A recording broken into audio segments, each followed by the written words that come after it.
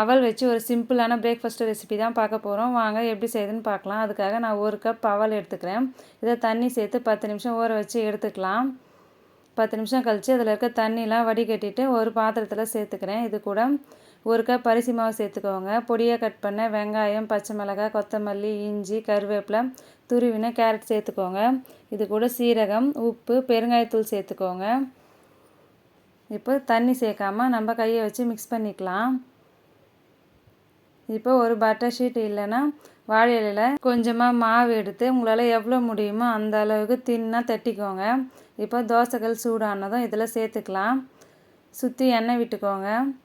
அடிப்பக்கம் வெந்ததும் நம்ம இன்னொரு பக்கம் திருப்பி விட்டுறலாம். உங்களுக்கு பிடிச்ச சட்னி கூட சர்வ் பண்ணுங்கள். வெண்பொங்கல் இந்த மெத்தடில் ட்ரை பண்ணி பாருங்கள். ரொம்பவே அருமையாக இருக்கும். வாங்க எப்படி செய்யுதுன்னு பார்க்கலாம். அதுக்காக 1 கப் பச்சரிசி எடுத்துக்கிறேன். 1/4 கப் பாசிப்பயிறு எடுத்துக்கலாம். இதை 10 நிமிஷம் ஊற வச்சு எடுத்துக்கிறேன். அலசிட்டு ஒரு குக்கரில் சேர்த்துக்கலாம். 3 கப் தண்ணி சேர்த்துக்கோங்க. 1 ஸ்பூன் நெய் சேர்த்துக்கிறேன். தேவையான அளவு உப்பு சேர்த்து கொதித்து வரும்போது மூடி 4 விசில் விட்டு இறக்கிக்கோங்க. இப்போது இதில் 1 ஸ்பூன் நெய் சேர்த்து கலந்து விட்டுக்கலாம். தாளிப்புக்காக கடாயில் எண்ணெய் சேர்த்துக்கிறேன். இது கூடவே நெய் சேர்த்துக்கலாம்.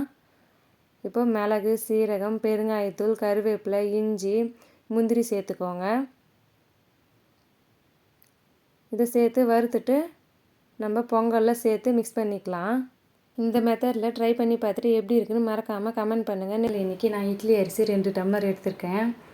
இப்போ இதே டம்ளர்லேயே 1/4 டம்ளர் உளுந்து சேர்த்துக்கலாம். 1/4 ஸ்பூன் வெந்தயம் சேர்த்துக்கிறேன். இதை தண்ணி ஊற்றி ஒரு 4 மணி நேரம் ஊற வச்சுக்கலாம். 4 மணி நேரம் கழித்து இதை நம்ம வாஷ் பண்ணிவிட்டு ஒரு மிக்ஸி ஜாரில் சேர்த்துக்கிறேன். இது கூட வெண்பூசணி சேர்த்து இந்த மாவை நம்ம நல்லா அரைச்சி எடுத்துக்கலாம்.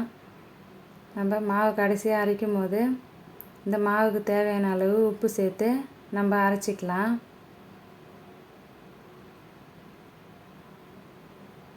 இப்போ நாம் இதை கையை வச்சு நல்லா கலந்து விட்டுறலாம். இதை நம்ம ஓவர் நைட் புளிக்க விட்டுக்கலாம். இப்போ காலையில் தோசைக்கல்லில் எண்ணெய் சேர்த்துட்டு ஒவ்வொரு தோசையாக நம்ம ரெடி பண்ணி எடுத்துக்கலாம். இதை நம்ம ஊத்தாப்பம் மாதிரியும் ரெடி பண்ணிக்கலாம். பாருங்கள், ஒரு ஹெல்த்தியான பிரேக்ஃபாஸ்ட் ரெடி ஆகிடுச்சு. நீங்களும் இதை ட்ரை பண்ணி பாருங்கள். இந்த வீடியோ பிடிச்சிருந்தா லைக் பண்ணுங்கள். தேங்க்யூ.